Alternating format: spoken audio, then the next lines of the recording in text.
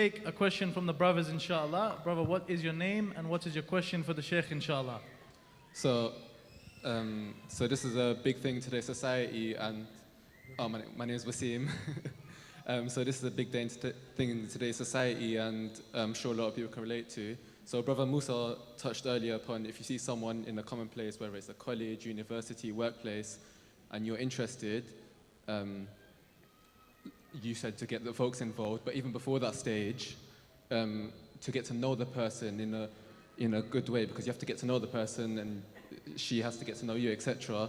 How do you do so in a halal manner? Because I'm sure a big thing that people need to look at is limitations, and that's like some sort of framework on how to do that realistically in this day and age. Jazakallah, Brother Handsome. Sorry, Brother Wasim. I just translated your name into English, mashallah. Okay, a good name, mashallah. Jazakallah khair, Habibi. I want to tell you that, you see, there is a difference. The Islamic teaching tells you to get to know someone with the assistance of your folks. The problem is our folks don't help. I think that's really an issue where our folks sometimes, they don't help us to get to know someone because they have their own ideas.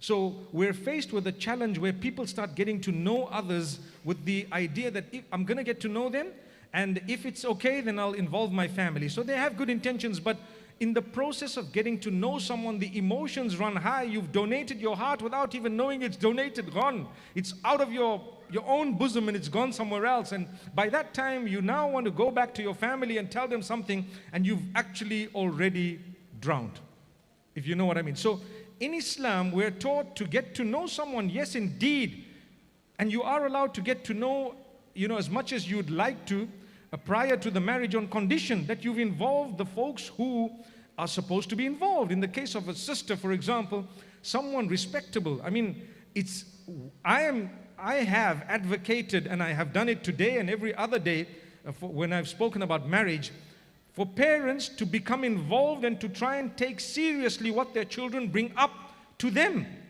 And so if someone says, listen, Dad, there's a guy interested in me, are you interested in him? Well, yeah, I think so, I want to get to know him.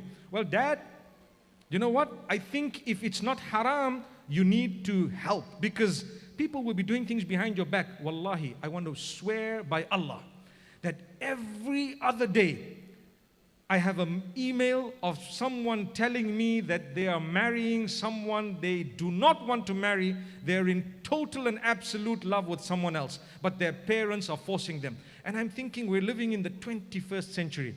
How can we allow that as Muslimin? How does it reflect upon Islam and the Muslims? And then you want to complain that we have a divorce and so on. I have people who have told me, and hundreds of them, if not thousands, that my father has just forced me to get married and I don't want to marry. I don't have anyone in mind, but I don't want to marry this guy. How can we call ourselves Muslims who fear Allah? What representation are we providing for what we stand for? Subhanallah. People will think of Islam and Muslims as being backward, and so yet we're not. We're promoting the fulfillment of the rights of your own kids, your own children. So my brother, quickly getting back to what you were saying, Islam teaches us to involve before you get to know the person just on your own. The two of you are sitting, shaitan is the third, as we're taught. But if you involve someone, you may have interactions with them. You have to interact with the opposite sex. That's something we need to know. Whether it's your mother, your sisters, a strange person, there will come a time in your life you have to interact even with someone who's a total stranger. That interaction, Islam doesn't say it shouldn't be there. It says it needs to be within that which is respectable and acceptable. That's it. I mean, I've met millions of people, women, a lot of them who are not related to me at all. For as long as it's respectable, within the limits, acceptable, we've greeted, we've helped, we've spoken to, we've tried, wherever possible, we've helped. And the same applies to all of us. I mean, if you see someone on the street, for example, they need help, you as a Muslim should be the first one to rush to help them. You don't say, no, I'm not a mahram, I'm running away. And you wait for someone who's not even perhaps a Muslim or maybe an Islamophobe to come and laugh and do something that is nasty.